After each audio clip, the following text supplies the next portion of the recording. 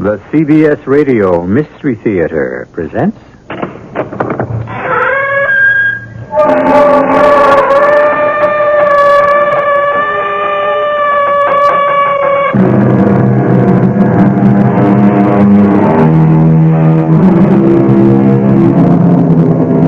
Come in. Welcome. I'm E.G. Marshall. Have you ever been in the cockpit of a jet plane? Faced that amazing array of instruments, row on row? Everything that science and mathematics can do to make man safe. And yet, when the elements choose to outwit them, the pilots still have to answer the challenge. And of all nature's challenges in the air, the most dreaded is the one known as CAT, clear air turbulence. I don't like the way the temperature's dropping, Jake. I smell trouble. We're cleared at this altitude, Chad. No wind shear. What about clear air turbulence? There have been reports. I knew it. May the good Lord help us. The cat's got us by the tail.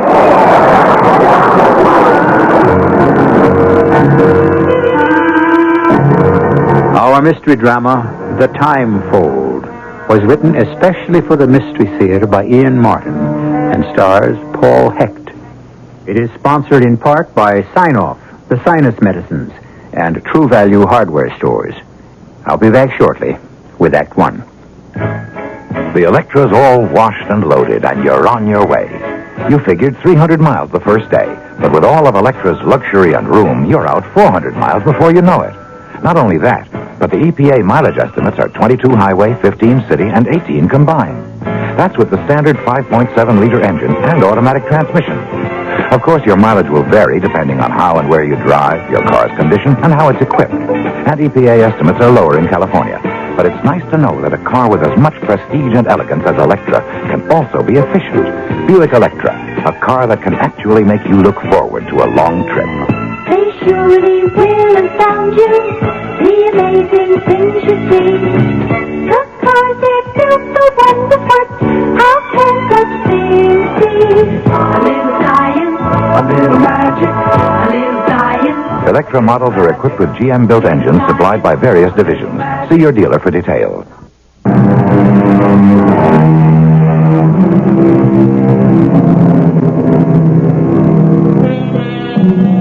In the field of private executive airplanes, number one is the Silver Streak, a twin-engine jet designed to seat 12 in the utmost luxury, capable of flying 3,000 miles without refueling, fully automatic, a jewel. Feed its computer, the size of a small camera, and except for takeoff and landing, you could rely on automatic pilot. The Barracuda, as this plane is named, is a corporate plane, but no one ever uses it except J. Bruce Proctor. He is the only passenger, with the exception of Meg Chatham, his secretary. Flying the plane are number one and two boys, pilot Chad Stevens, co-pilot Jake Slade. How's the weather, Jake? Wild, Chad, wild. What? We got a front eating up the sky. 6-0. It's a big mother. Well, not so long as we stay clear. This doesn't bother me, it's the other. Huh? What? Hold it a minute.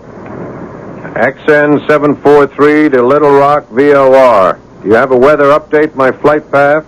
Roger, XN 743. Stand by. What's a good word? Well, he put in his nickel. Now we wait for Charlie Computer to answer.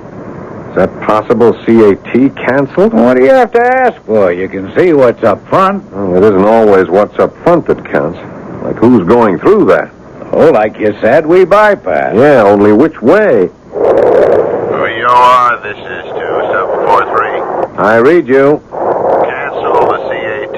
Well, what about those pilot reports? No sweat. Light turbulence, 1900 hours, central. Commercial 747 to 350, this side of Kansas City. Ditto corporate pilot flying jet over Shreveport at 280-2010 central. All other flights report no turbulence. Will you follow machine plan or bound and flight plan? Notify. I'll get back to you, VOR. Chad, what's eating you? Anytime I hear anything about clear air turbulence, I get goosebumps. You ever ridden any out? Nope. Me neither. I'm not anxious to try. So why play Lone Ranger? You got a clean bill of health if you pick up the new MFP. Yeah, which will bring us into New York pretty near an hour late. I'll be later if you try to go around the front the other way. I guess. Okay, I'll swallow my hunches and follow the rest of the sheep. You better tell our boss, the great shepherd, that his little sheep are going to be late tonight. Yeah, look, why don't you tell Proctor? You handle him better than me. Not anymore, I don't. Not after the last few flights and the way he's handled Meg. Hey, hold up, lover boy. Anybody got an eye for that lady, it's got to be me. You're married up and all. Yeah, don't remind me. Gone sour again? Still. You think Proctor's really making out with Meg? Proctor doesn't make out with anyone. He just issues a requisition. He owns us all, body and soul. Oh, he doesn't own me. Okay, free spirit, then what are you wasting your life up here in this old cockpit playing second fiddle to Mr. Proctor's uniformed air chauffeur? Hey, you can't knock the pay, and I like to hang loose. There's too much red tape with the airlines. Well, you could call your life your own. You don't like it? Why don't you check out? Don't knock your elders. I'm too old to go into commercial flying. At 35? 37. It'll take too long to get seniority and haul down that captain's pay. The wife keeps me in debt, remember? I go back and tell the boss man we're going to be behind schedule. He'll blow his stack. Money can't buy everything. Yeah, just try to tell him that. You're the diplomat. Besides, I want some privacy. For what? I want to call the wife. Meg, build me another scotch. Yes, J.B. How about one for you? Oh, no, not while I'm working. I mean, as a secretary. 1 hour out of Houston, and we're still working on these merger papers. Oh, why bother with New York steel and casing? That's small potatoes. Because once I get that pokey little firm in my hip pocket, then International's got to come to me on its knees. And once I get them, I'm pretty near as big as I want to be. And how big is big? The most. Number one. I got a hind end don't fit too comfortable in anything short of the catbird seat. I guess we all ought to know that by now. Here's your drink. A little short on scotch and long on ice. Oh, I thought you might like to try something in moderation. Tell me, what are you going to do when you die, J.B.? What the devil are you talking about?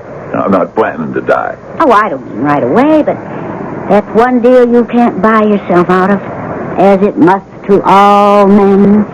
You know, I don't know what the Samhills got into you lately, Meg, but I'll tell you one thing. I don't lay out all I do on you to get sniped at. If you think you can... Yes, Slade, what do you want? Excuse me, sir, but Skipper asked me to tell you we've got some weather we got to go around. We're going to get into New York about an hour late. No, that's no good. I got a meeting with my lawyer as soon as the plane lands. Can't we climb over the stuff? It's too high, Mr. Proctor. This is a 60,000-foot front. Then go through it.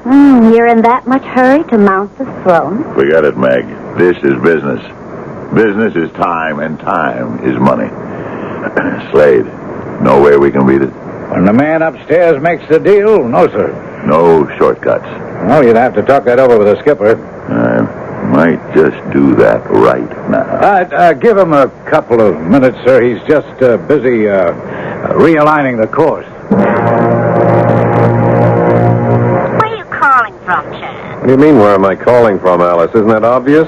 33,000 feet over Shreveport. And would you mind telling me where you were when I called before you left Houston? Minding my own business, I expect. Yeah, you were so tied up you couldn't answer the phone, huh? Maybe I wasn't home. Look, let's not play games. Just wanted to let you know we should be at LaGuardia around 11 and to ask you to please pick me up at the usual place. Oh, just like that.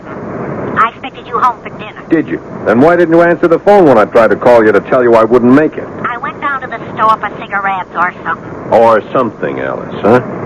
You're not drinking again, Same old thing. You can't trust me. Alice, are you going to meet me at the field? Maybe. I've nothing better to do. Never mind. I'll grab the limo or a cab, but I'll be home in a few hours. And then we can... Well, don't hurry on my account. Maybe I'll be around, maybe not.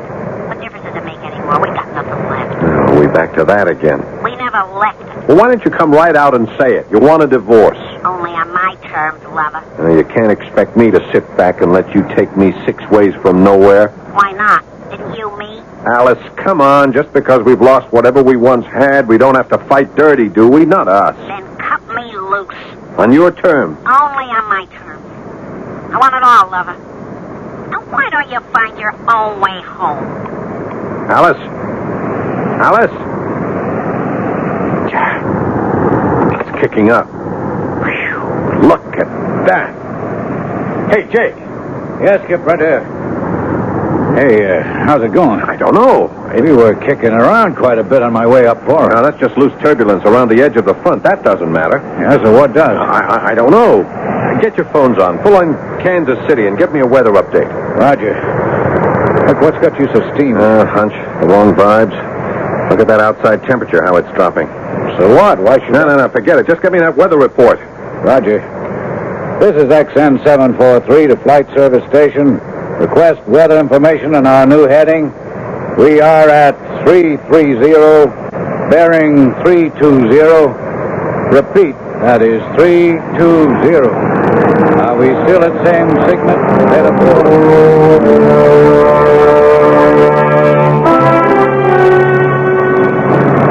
Hey, Meg, how'd you like to build me another scotch? To stoke you, so you can keep knocking out enough ideas to gobble up the world, or to relax? Oh, we sifted through all the papers. It's time for fun games. In that case, you got your scotch. You'll join me? I just might. Sometimes you even like me, don't you? That's a fine question to ask a woman who... I want you to be different. Now, I can buy all of that. I know. You bought me. Now, don't say that, Meg. No, it's true. Well, I didn't think so at first. But then the sun was in my eyes. Huh? There's a wild glory in absolute power, J.B. It dazzles the subjects. Like Louis XIV did. You're trying to make fun of me again. No, not really. Here. Want to drink a toast? Sure. To what? To thanks. So many thanks.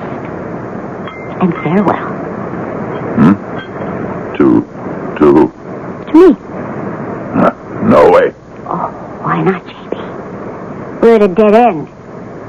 It didn't work for us. It works for me as long as I say it does. No one walks out on me. Well, I'm not walking out. I just want to shake hands and agree to end a bargain. Not until I'm ready. You know too much about me, lover. You're too dangerous to let go. How can you stop me if I want to? You'd be surprised how many ways, if I ever made up my mind to use them.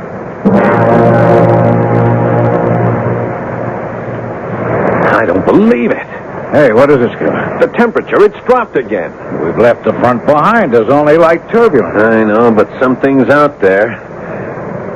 Hey, what are you doing? Cutting airspeed. What do you read? Mach 8, 245. But with all the hurry, what... Did you press the call button, Chad? Yeah, Meg, I want you to secure everything back in the cabin and the galley. Belt yourself in with the big boss. Oh, I just mixed a drink. Well, dump it. Get rid of the glasses and do as I say. But we just passed the front. The sky's as blue as the 4th of July. Let's not mess around, Meg. I'm preparing for severe air turbulence, and you'd better get back inside pronto. Yes, sir, Captain. Hey, come on, Chad. What's eating you? It's a hunch. You know where I got my schooling? Barnstorming, stunt flying, ever since I came out of Korea and went civilian. I love all these instruments. And for all they feed into my brain, I still fly by what's at the other end of my spine. And when that aches, when I feel my backside's in a bucket, I'll fly by that every time. Holy cow! Yeah, I smelled it. Severe air turbulence. Hang in with me, Jake. It's trying to take the stick out of my hands. We must have shot up 1,000 feet. The updraft's wild. Watch your trim. I'm holding. Oh, no, you're not. You're upside down. We're in a dive. You're disoriented, Jake. We're climbing. You gotta be crazy. Check your instruments. Come on, help me bring her nose down. Roger. Holy mother, will you look at the wings shake? They'll throw the engines right out of their mount.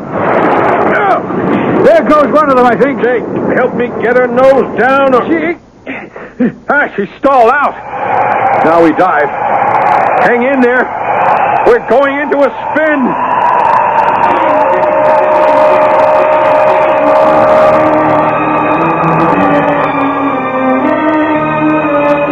Four people in a modern aircraft, equipped with every safety device and instrument to protect lives, caught in the pilot's dread, the phenomenon known as clear air turbulence, or more simply, CAT, spinning as helplessly as a bullet, but without any destination or target, and doomed to end up in a world beyond our own. I shall return shortly with Act Two. This year, cut down on your yard work as you cut your lawn. Hi, Pat Summerall to tell you True Value Hardware stores offer the Jacobson self-propelled 20-inch twin-blade mulching mower. It makes yard work easier by turning grass clippings into lawn food and by eliminating bagging and raking. The twin blades cut and recut your grass into tiny pieces that disappear into your lawn, decompose quickly, and become vital nutrients for the soil. So as you cut your grass, you're helping fertilize the lawn as well as eliminating bagging and raking problems. And the Jacobson 20-inch mulcher from True Value Hardware stores comes with another exclusive feature to make your yard work easier. Its power burst handle gives extra engine power to help cut through long, tough, or wet grass quickly and easily and without stalling. So cut down on yard work as you cut your grass with the Jacobson 28 self-propelled twin-blade mulcher. It's just $269.95 at participating True Value Hardware stores.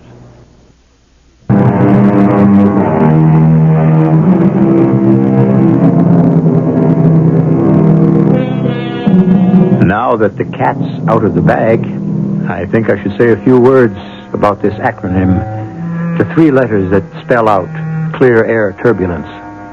It's a very rare phenomenon, and every commercial pilot is trained to react instinctively to its unexpected appearance.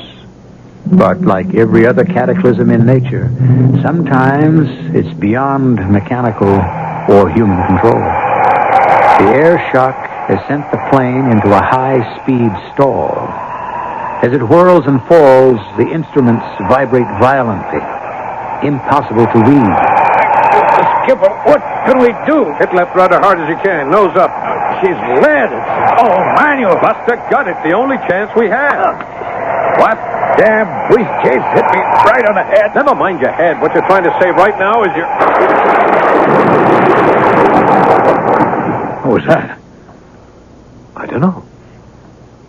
We're not in a dive anymore. And we're out of the spin. Look out for the briefcase. It's not going anywhere. Yeah, that's right. It's just hanging there in midair. Hey, look outside. It's bright sunlight. Well, it can't be. We were coming up on 2100 hours. It was night. Well, it isn't anymore.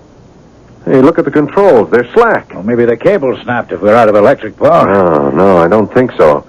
Have a gander at the instruments. Holy cow.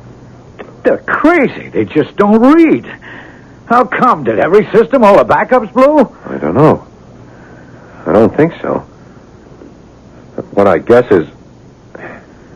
I'm afraid to say. What, Chad?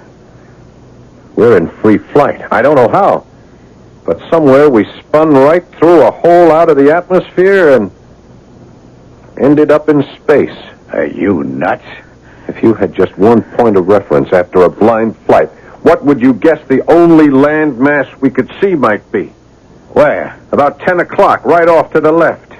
We were only at 33,000. That couldn't be... The Earth? No. No way. But you know what it is just as well as I do. The moon. Yeah, that's just what I read. Look at the configuration. But that's crazy, Chad. What are we, dreaming or dead or what? I think we're in free orbit around the moon. Come on, how? From 33,000 feet to nearly 90 million miles in 1 second, how? Maybe it wasn't CAT after all. Maybe we just fell through a hole in space, got folded up in the time warp. Whatever's happened, we got to get busy. First, there's too much pressure in this cabin. We gotta release it before we just plain disintegrate. Okay, Ken. Why not take it easy, real slow. Roger. And not too much. We have to hang on to all the oxygen we have. What for, if you're right? All we're with now is the insurance. Well, we can try to get the engines turning over. But no atmosphere? Well, for what? We're yawing pretty badly. We could get her on an even keel. I'm going to try to fire them. Meanwhile, you better check aft and see what happened to Meg and the big wheel.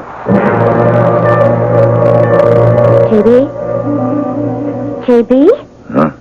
You all right? Yeah, certainly. Yeah, there was some kicking around. I'm going to have a few words with Chad Stevens. Oh, why do you have to automatically blame Chad? He's flying the plane, isn't he? Who else would I blame? Well, it seems to me, thanks to Chad's foresight in belting us in, that we're lucky to be alive. Yeah, it's what I pay him for. And I pay him enough so he doesn't have to get caught in them. Well, you were the one who didn't want him to go around. I'm not going to argue with you. Let's get out of our seatbelts. Don't you think we should wait till we're released? I don't have to take orders from anyone. And I'm getting a little tired of... JB, what is it?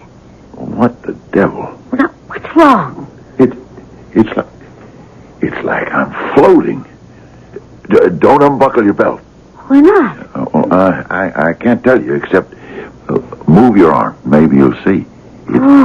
It's as if we didn't have any weight at all anymore. Yeah, I see what you mean. But what...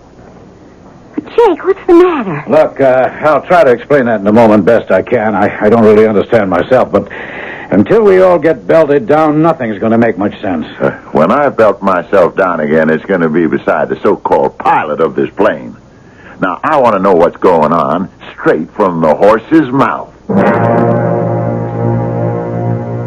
I demand to know what's happening. Just take up on your belt and sit back, Mr. Proctor. Hollering isn't going to help. Where are we? How late are we going to be into New York? All right, first questions first. Where are we, sir? Just an educated guess? In orbit around the moon. Are you out of your mind? I don't know. What I suspect is, I'm out of our world. Now, what the deuce does that mean? Well, at the least, I don't think we're on our way to LaGuardia Airport, New York. Then where are we on our way to? Infinity? You know, Mr. Proctor, if I were a deeply religious man, I would say that all four of us on this plane were on the way to meet our Maker. No, there's no question, Meg. We're in free flight somehow. How, Jake? Search me. Chad says we fell through a hole in the time warp. What? But I don't even know what that means. All I do know is where we are right now. Where? In orbit about the moon. Well, can we land there? And this craft, forget it. Well, then what's going to happen to us? That's the question none of us should ask, honey. Because I'm sure none of us wants the answer. How long? 48, 72 hours, as long as the oxygen lasts. We can't get back to Earth? How? If we really are in moon orbit, no way. No way we can get this crate back home. I'd like to talk to Chad. He won't tell you any different. Well, that's not what I'd like to talk to him about. Where are you going, Mike? That's a good question, JB, since I have to float and bump. I don't seem to have much control. None of us do. I don't like it. I don't like it at all. Who does? Oh, where are you going? Back for a drink. If I can ever make the galley. Why don't you build one for me? Build your own, JB. I've got other fish to fry. Just relax. Let yourself go, Meg.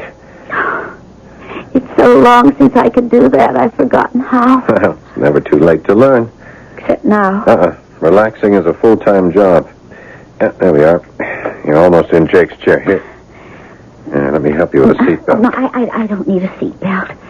This flight's smooth as honey. Oh, well, you'll need it to hold you down. Oh. Won't you? There you are. Now, what can I do for you? You can level with me, Chad. It's that important. Okay. What's happened to us? I don't know. Jake said something about a hole in the sky. And the fourth dimension has to be involved somehow. By our standards, you don't travel 90 million miles in a second or two. You think we did? I don't have any other explanation. And what happens now? We're drifting in orbit. I mean, even if I had the kind of engines I need in this aircraft under normal conditions, we couldn't re-enter the Earth's atmosphere, or even the moon. What? Well, we'll last as long as the oxygen lasts. How long? I honestly don't know, Meg. 24 hours, maybe. Not more than 48. Then we're going to die? You don't expect me to answer that. Except you did. It was something I had to know. Chad? Yeah? We could have fussed around, as we have. And nothing would ever have happened because neither of us could make it happen. Chad? Yeah? Do you know what I'm talking about? Yeah. But I couldn't start it. Oh, you had to wait for me. I guess maybe I just prayed. It wasn't because I was scared of him. And what? You and your conscience. What you were married to. Well, she is my wife. Oh, his name. What do you owe her? Everything I own. Oh, well, give it to her. What does it matter? Do you own yourself? What? I didn't. I sold myself. And I want to buy it back. My self-respect. Is that all? Oh, no.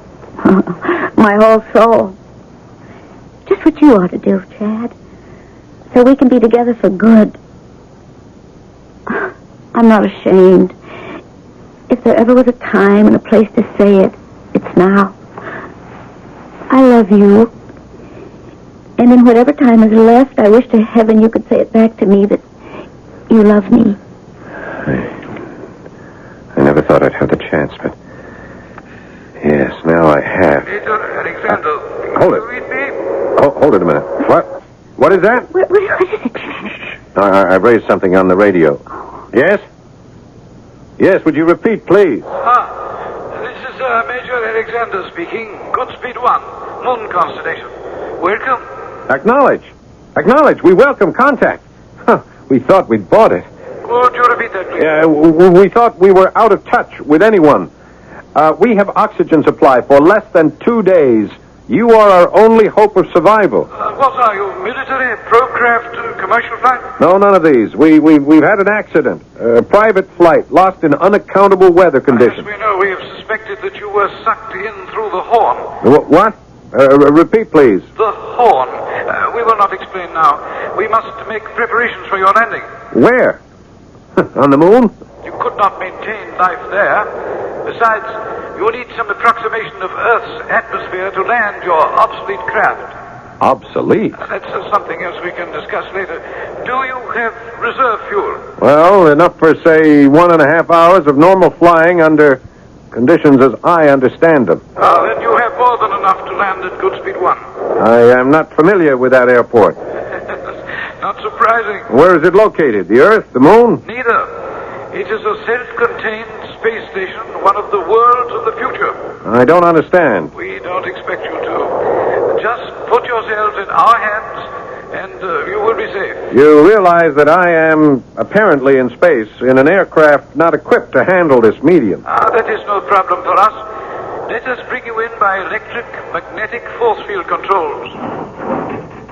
Hey, Chad, did you see it? There's some great big UFO right off the starboard. It's spinning like a top. Well, I not only see it, I'm talking with it. How do I identify you? Goodspeed 1. Release all your controls, and we will bring you home. Stand by your radio to start engines once we are inside the envelope. The envelope? Certainly. You need air to land just as much as you need it to breathe. So do we. Keep this channel open.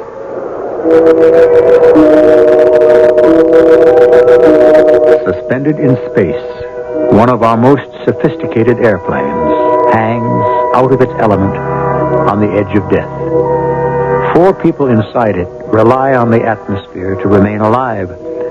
Suddenly, a voice from space is more than disembodied.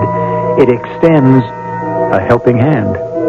Who of us would not choose it, but at the same time fear the consequences? I shall return shortly with Act 3. I want that sinus medicine. Headache tablet? No, it relieves headache and congestion, internal sinus pressure, and postnasal drip. And it has added strength. You mean added strength sign-off? Exactly. Added strength sign-off tablets give you pure aspirin plus 50% more sinus drainer. To help sinus pain while you drain. Right, and more sinus dryer for postnasal drip. Added strength sign-off. The sinus medicine in the bright red box. Take when needed, only as directed. SINEOFF. Sign-off.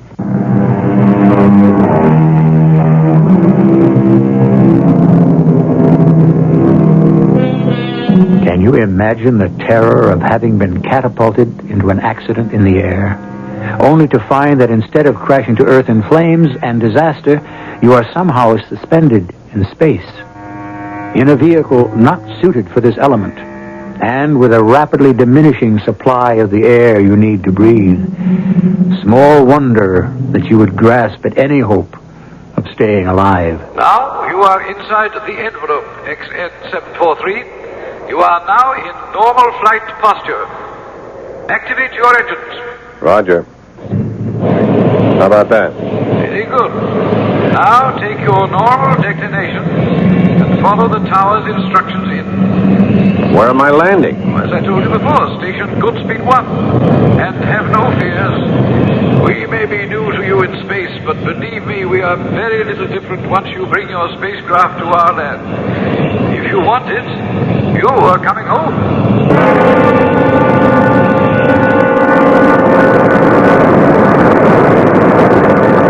Approach control. This is XN743. We have you, XN743. You are 1,500 feet from threshold, 50 feet high, and hot. Chad, the airspeed is 17 knots too high. Oh, let's hope there's plenty of concrete. Well, maybe we should go around. We're out of fuel. This is it. You better pull back on the thrust. Touch those, I'll break your arm, Leonard. Just hold on to your hat.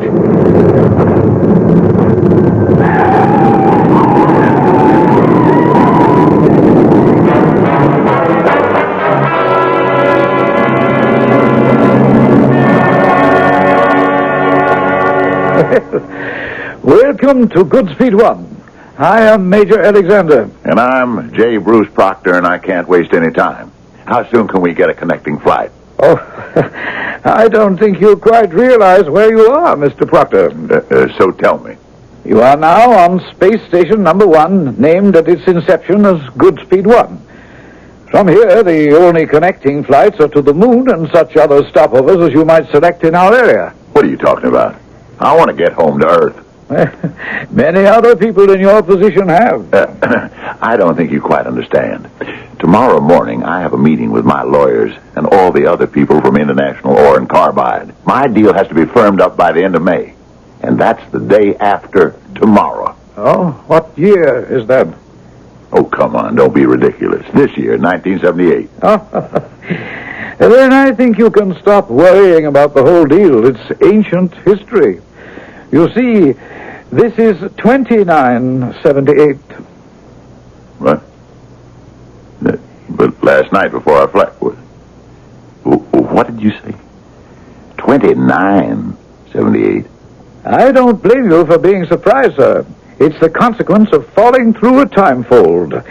The older we get, we do nod now and then and lose a few precious moments, huh? It must be catastrophic to wake up suddenly and realize that somewhere we've lost 1,000 years.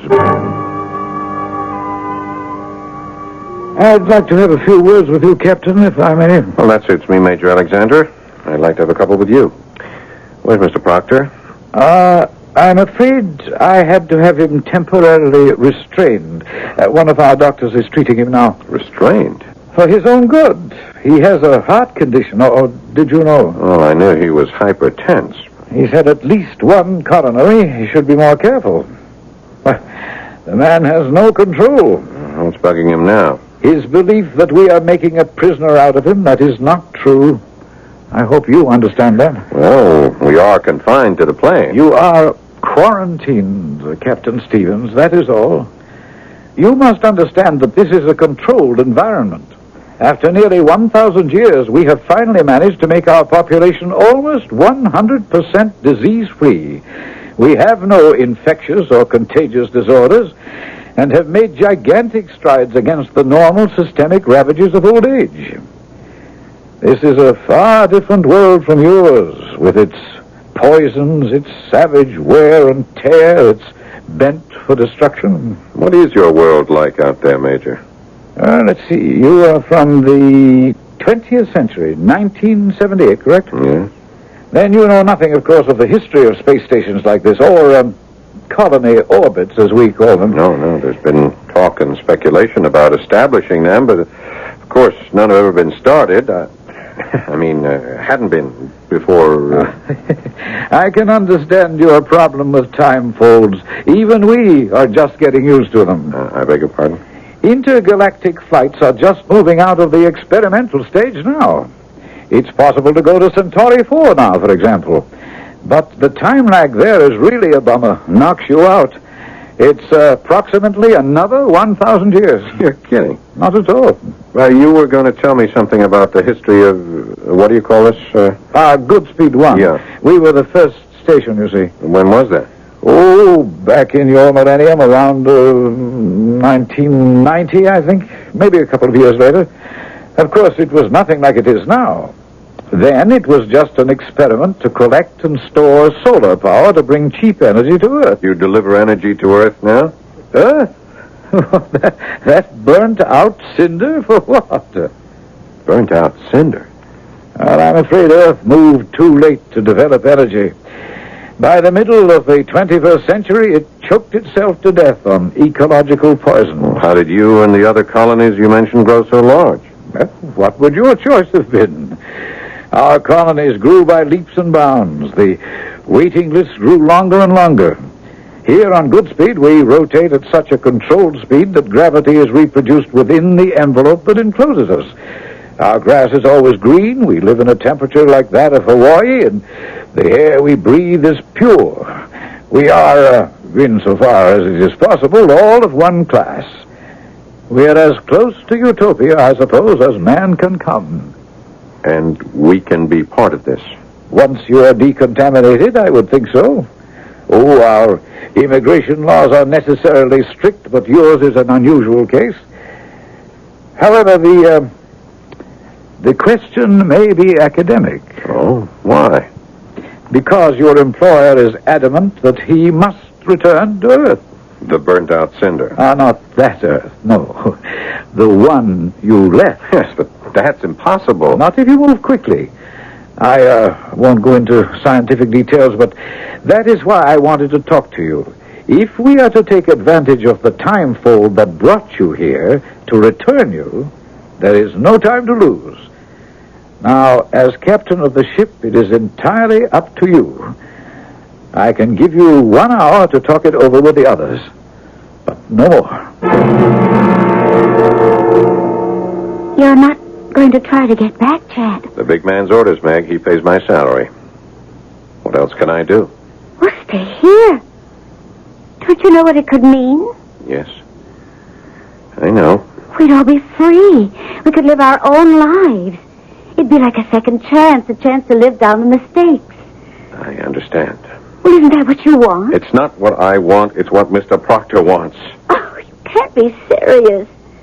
What about what I want? What Jake wants? Jake doesn't care where he lives. And me?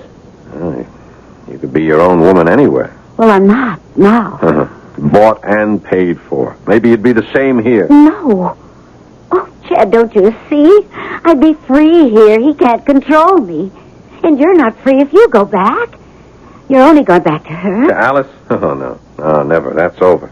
Well, she'll take you for everything you have. Okay, let her. We could manage, somehow.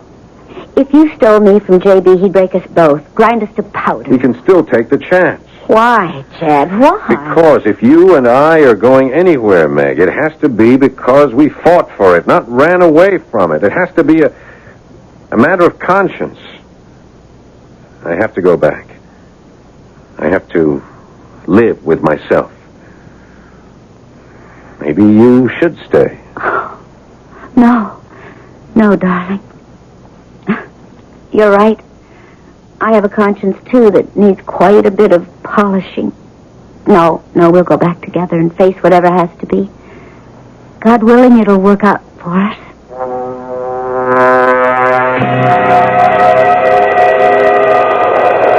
We are circling you now, Captain Stevens, and drawing you by magnetic field toward the timefold. Roger, I read you.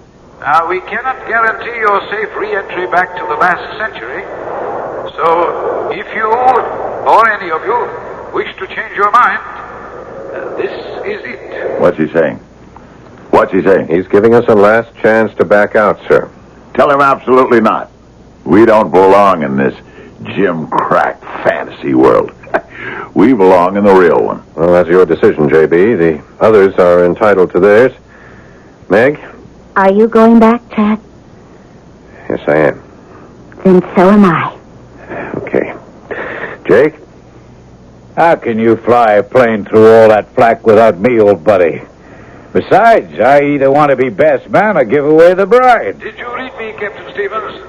I said this was your last chance to stay. I read you, sir. And our thanks for all you have done. But our decision is to return. Very well. Fire up your engines. Roger.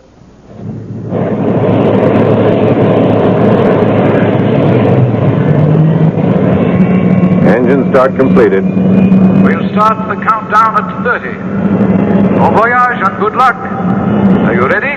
Ready, sir. Synchronize. Coming up 30 on zip. Read 30. 29. 28. Get back and get belted in. J.B., Meg? Go ahead, Meg. I heard what your co-pilot buddy said, Stevens. I just want you to know, if we get back, I'll break you in two before I ever let you take Meg away from me.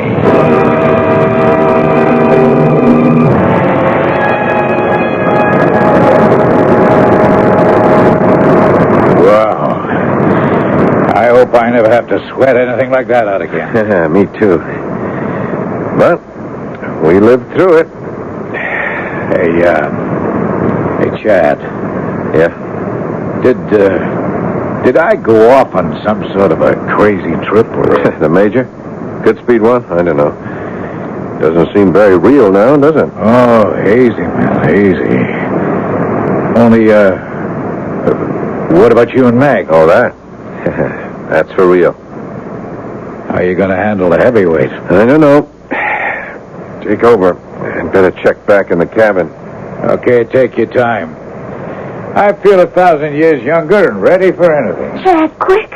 What is it, Meg? J.B., I think it was his heart. It was just too much. What? Is he dead? Well, right after we hit the turbulence, he just sort of hunched over. He made this terrible sound and slumped. The way we were being thrown around, I couldn't get to him. Oh, Chad. Yes, dear. I feel terrible. I wished him dead so often. No, Meg, he wished this on himself. I wonder. What do you mean? It's like a gift from God. For us. Yeah. Or the answer to a prayer. Yeah, you said, God willing, it'll work out for us. Meg, it seems like 1,000 years, but we finally found our way home.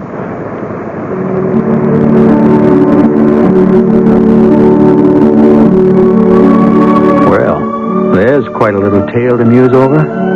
The fact of CAT is real enough, but what was all the rest? Real or imagined? Does that really matter in the larger sense? All of our travelers returned safely from beyond whatever veil they penetrated, except one. And there will be few to measure the death of such a selfish man. I'll be back shortly.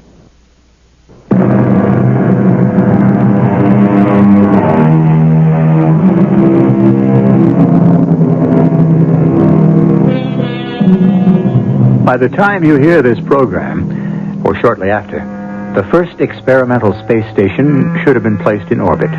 Of course, it'll be small, but it's a beginning. With the Earth's desperate need for new sources of energy, it doesn't stretch the imagination to think that within 1,000 years, colonies like Godspeed 1 will not only exist, but will proliferate. Unfortunately, neither you nor I will be there to check the statement. But wouldn't you consider it a good bet? Our cast included Paul Hecht, Ian Martin, Evie Juster, and Fred Gwynn. The entire production was under the direction of Hyman Brown. This is E.G. Marshall inviting you to return to our Mystery Theater for another adventure in the macabre.